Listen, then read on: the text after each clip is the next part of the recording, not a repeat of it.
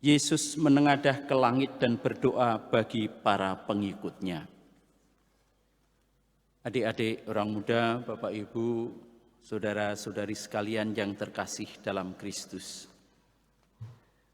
Peristiwanya sangat sederhana, tetapi sangat besar artinya bagi kita.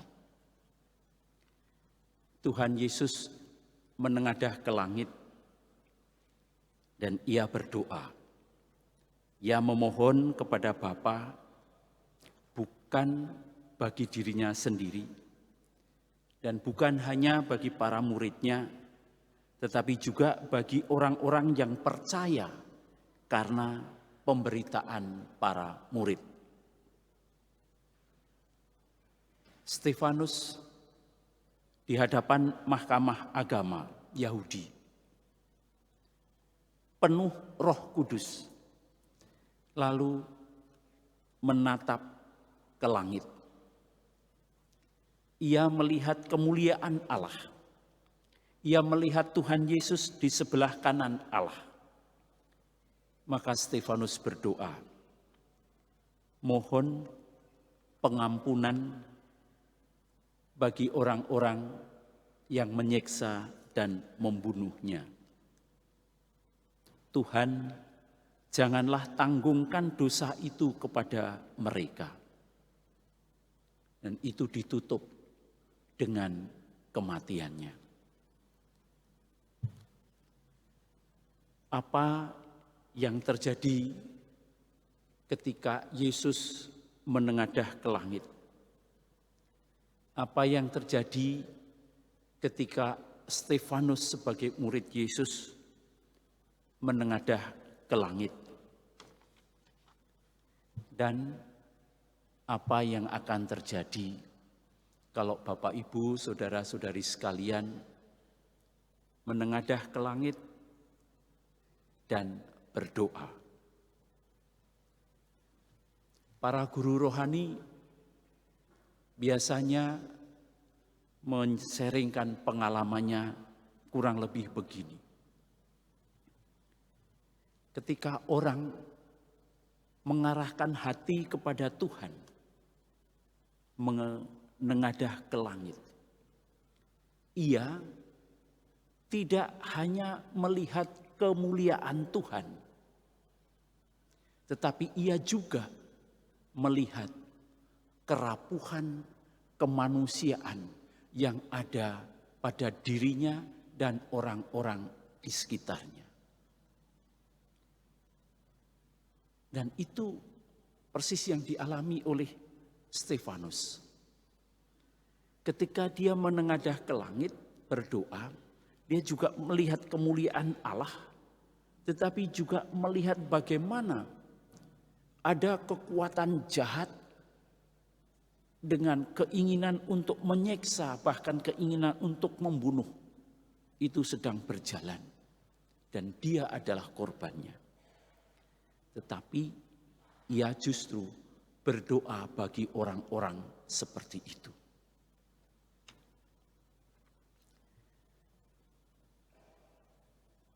Kalau pada hari ini gereja merayakan hari komunikasi sosial sedunia yang ke-59, kita juga diajak untuk tidak hanya melihat ke langit, tetapi dengan melihat ke langit kita melihat pula orang-orang yang perlu kita doakan. Bagaimana kita dan kepada siapa doa itu kita arahkan? Izinkan saya men-sharingkan pengalaman konyol ini. Ada 4 orang bersahabat, semua cowok. Yang satu dokter umum, yang kedua advokat, yang ketiga pastor Romo, dan yang keempat itu pemborong bangunan. Dari keempat itu, kecuali pastor, semua orang kaya dan sukses. Romonya saja yang tidak sukses itu, miskin terus itu. Ya sudah benar, kalau Romo kaya itu bahaya, itu tidak boleh. Sebaiknya Romo itu miskin. Oke. Nah, mereka membuat kesepakatan, karena sebagai sahabat yang baik. Mereka sepakat kalau salah seorang dari mereka meninggal, mereka akan memasukkan uang sebagai donasi bela sungkawa ke dalam peti mati sahabatnya. Jumlahnya terserah sesuai dengan kemampuan mereka. Itu kesepakatnya. Tetapi sesudah agak lama kesepakatan itu diokekan, advokat ini meninggal duluan. Maka sesuai dengan kesepakatan, 3 sahabatnya yang lain, dokter umum itu, pastor, dan pemborong bangunan itu datang melayat. Dan dokter itu memasukkan 10 juta ke dalam peti. Pemborong bangunan datang memasukkan 10 juta ke dalam peti. Romonya datang mengambil 20 juta. Merogoh kantong, menulis cek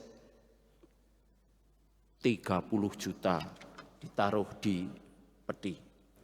Jadi dia laba 20 juta. Nah, ini akal-akalan. Yang kalau cek itu kan tidak akan dicairkan gitu ya. Jadi dia uang tukarnya itu 20 juta, dia ngasih 30 juta. Tapi cek tidak pernah akan bisa dicairkan. Lalu dia mengantongi 20 juta.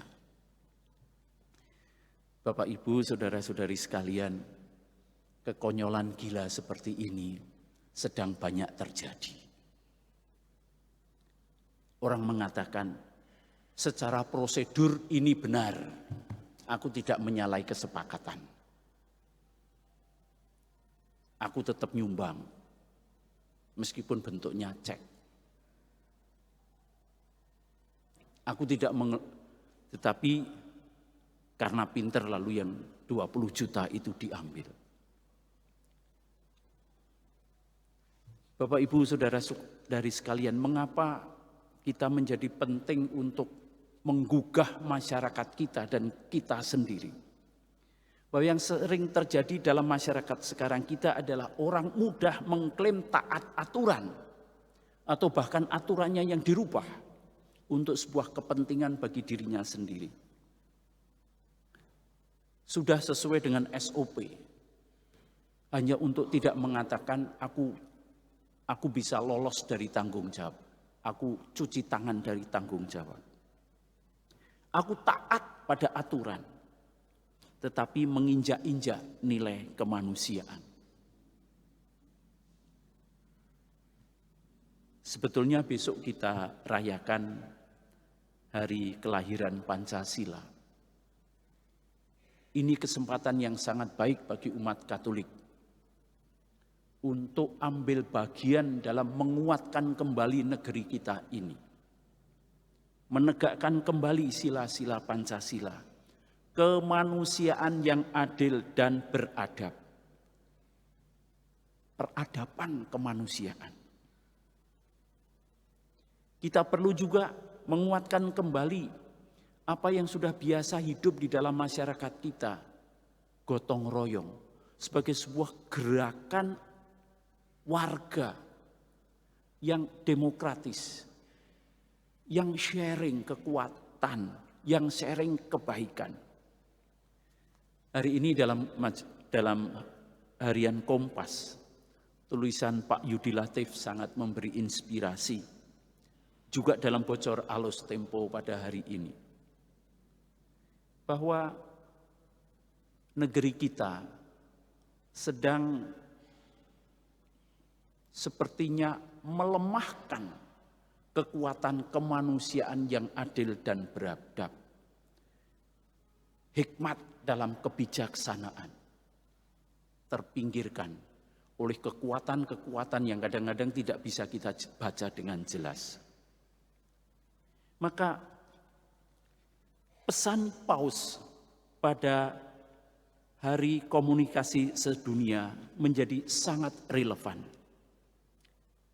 Paus mengutip surat Santo Petrus yang pertama bab 3 ayat 15 sampai 16. Kuduskanlah Kristus di dalam hatimu sebagai Tuhan. Dan dia berpesan kepada para jurnalis dan komunikator, itu juga menjadi pesan bagi kita semua karena kita adalah pewarta, untuk membawa kebenaran dan keadilan dengan tanggung jawab demi kebaikan bersama. Oleh karena itu, pesan ini juga menjadi sangat menggugah kita untuk ambil bagian dalam kehidupan bermasyarakat kita. Dan itulah doa yang perlu kita lakukan sekarang.